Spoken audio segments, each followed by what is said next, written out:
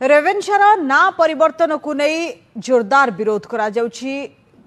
कटक रे सीधा सड़क ये विरोध देखा मिली। ये चित्र आप देखिपुंट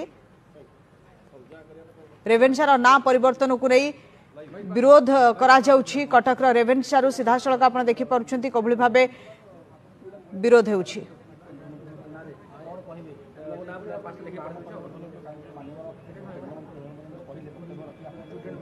केन्द्रमंत्री खाली जानी नाम परिवर्तन द्वारा आउ कि जानी ना। केन्द्रमंत्री जो वक्तव्य देइछन सा निंदनीय।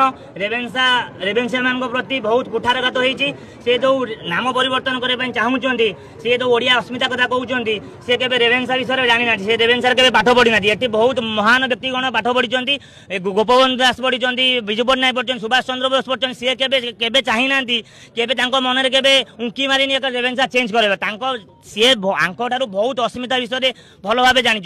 किंतु से जो कुठारघात कर आम इमोशन सहित खेलुंट अस्मिता देखे जो भूल माने भूल भाव को आशा कर निंदनीय जिनस आम या दृढ़ विरोध करुचु। आगामी दिन में आम या दृढ़ विरोध करूँ। एवं सी यदि वक्तव्य चेंज नक भूल न मागती आम राजरास्ता को जीवु। आप शुणुते छात्र संसद बर्तमान बर्तमान समस्त एकत्रित होती दृश्य देखी।